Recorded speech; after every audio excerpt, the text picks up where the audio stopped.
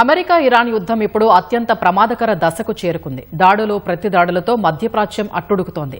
ముఖ్యంగా ఇరాన్లోని బుషహర్ అణు విద్యుత్ కేంద్రం సమీపంలో పడుతున్న బాంబులు ఇరాన్ కంటే చుట్టుపక్కల ఉన్న గల్ఫ్ దేశాల్ని ఎక్కువగా భయపెడుతున్నాయి. మొత్తం గల్ఫ్ ప్రాంతాన్ని రేడియేషన్ మృత్యుకూపంలోకి నెట్టే ప్రమాదం కనిపిస్తోంది.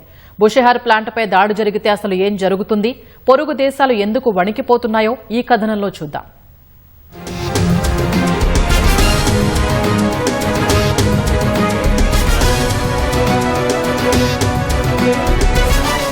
ఇరాన్ దక్షిణ తీరంలో ఉన్న బుషహర్ అణు విద్యుత్ కేంద్రం ఆ దేశపు ఏకైక పౌర అణు కేంద్రం. శనివారం నాడు ఈ ప్లాంటుకు కేవలం 350 మీటర్ల దూరంలో ఒక క్షిపణి పడింది. యుద్ధం మొదలైనప్పటి నుంచి ఇలా జరగడం ఇది 4వసారి. 1975లో జర్మనీ సహకారంతో ప్రారంభమైన ఈ ప్లాంట్ నిర్మాణం ఇస్లామిక్ విప్లవం, ఇరాన్-ఇరాక్ యుద్ధం వల్ల ఆగిపోయి చివరకు రష్యా సహకారంతో 2013లో పూర్తయింది. 1000 మెగావాట్ల సామర్థ్యం ఉన్న ఈ రియాక్టర్లో సుమారు 282 టన్నుల అణు పదార్థం నిల్వ ఉంది. ఇందులో ప్రాణాంతకమైన సీజియం-137 చెర్నోబిల్ విపత్తులో విడుదలైన దానికంటే 10 రెట్లు ఎక్కువగా ఉందని అంచనా.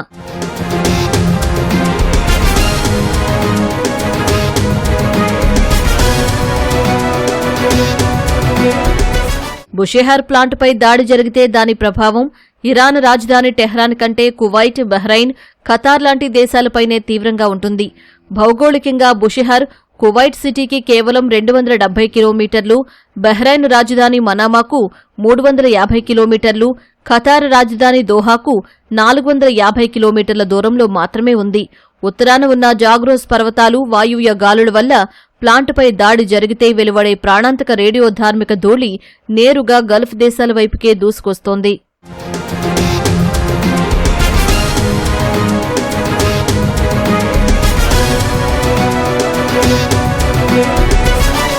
ఎడారి దేశాలైన గల్ఫ్ దేశాలకు సముద్రపు నీటిని శుద్ధి చేసే డీశాలినేషన్ ప్లాంట్లే ఏకైక తాగునీటి ఆధారం.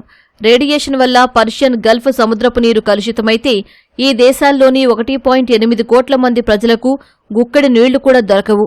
ఆహారం, నీరు, భూమి దశాబ్దాల పాటు విషపూరితమవుతాయి. అణుకేంద్రంపై దాడి జరిగితే గల్ఫ్ దేశాల్లో నీరుండదు, చేపలు ఉండవు, ప్రాణులు ఉండవు, అంతా సర్వనాశనమే అని ఖతార్ ప్రధాని గతంలోనే ఆందోళన వ్యక్తం చేశారు.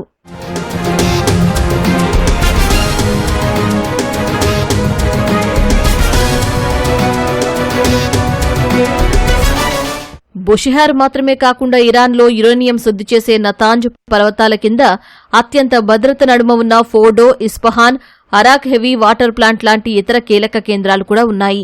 ఒకవేళ ఏ అణుకేంద్రంపై దాడి జరిగినా 1986 నాటి ఉక్రెయిన్ చెర్నోబిల్ విపత్తు, 2011 నాటి జపాన్ ఫుకుషిమా విపత్తులు మళ్లీ పునరావృతమవుతాయి.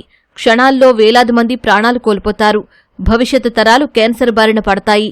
అమెరికా, ఇజ్రాయెల్ తమ లక్ష్యాలను ఛేదించడానికి అణు కేంద్రాలపై దాడులు చేస్తే అది కేవలం ఇరాన్కు మాత్రమే కాదు, యావత్ మధ్యప్రాచ్యానికే తీరని ముప్పుగా మారుతుంది. ఇరాన్ విదేశాంగ మంత్రి అబ్బాస్ అరాగ్జీ కూడా ఇదే విషయాన్ని కుండబద్దలు కొట్టారు.